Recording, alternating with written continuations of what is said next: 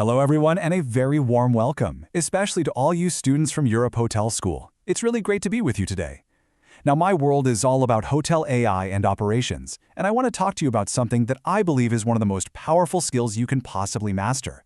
It's what really separates the good managers from the truly great leaders, and that skill is forecasting. You can think of it as the art of seeing the future, and today we're going to break it all down. So let's dive right in. All right, so here's our game plan for this explainer. First, we're going to talk about why you need to choose the right lens for the job. Then we'll zoom right in on the day-to-day stuff with short-term forecasting. After that, we'll pull back a bit to look at medium-term planning, and then go for the real wide view with long-term strategy. And to wrap it all up, we'll hit on the main takeaway that honestly makes this whole concept just click. So let's start with a little analogy. Think about forecasting like you're a photographer. You've got a whole bag of different lenses. Now, you wouldn't use a macro lens, the one for super close-up shots, to try and capture a massive, sprawling landscape, would you? Of course not. Well, it's the exact same idea in hospitality. The kind of thinking you need for a decision about tonight's staffing is completely different from what you need for, say, a 5-year renovation plan. It's all about matching the right tool or the right lens to the specific decision you have to make.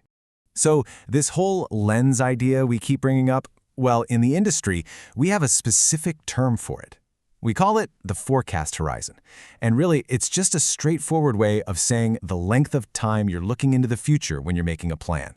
It might sound kind of basic, I know, but trust me on this.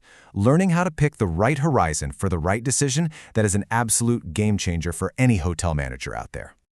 But you might be thinking, why? Why can't one forecast just fit everything? And you know what? That's a totally fair question. Why make things more complicated than they need to be? Well, the answer really boils down to this trade-off between accuracy and relevance. The details you absolutely need to know for tomorrow are just worlds apart from the big ideas you need to plan for next year. Let's take a look at how this actually plays out in the real world. Okay, first up, let's grab that macro lens and zoom all the way in.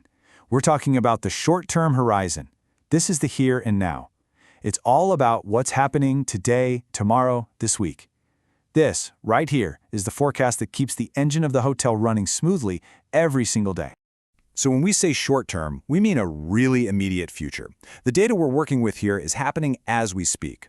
We're talking live bookings, last-minute cancellations, even things like the local weather forecast. It's all super fresh, it's incredibly granular, and it gives you this crystal-clear, high-definition picture of what the next few days are going to look like. And what's so cool about this is how tangible it all is. These are the real-world questions you'll be answering. Do we need more staff at the front desk for that Friday evening rush? Exactly how much fresh salmon does the kitchen need to order for the weekend? Hey, there's a huge concert tonight. Can we push the rate up on our last 10 rooms? You see, these short-term forecasts are incredibly accurate, precisely because they're based on that real-time data. That's what makes them perfect for making these critical, on-the-ground operational calls. And listen, you don't have to just take my word for it. Your very own institution, Europe Hotel School London, highlights just how essential this is. Seriously, mastering the short-term forecast is the absolute bedrock of any well-run, efficient, and, most importantly, profitable hotel, period. Okay, let's switch things up. Time to put away the macro lens and grab our standard one. We're going to pull our focus back from the day-to-day chaos and start looking at the bigger picture. What's coming up over the next few months? This is really where we shift from just operating the hotel to actively planning for its financial health and success.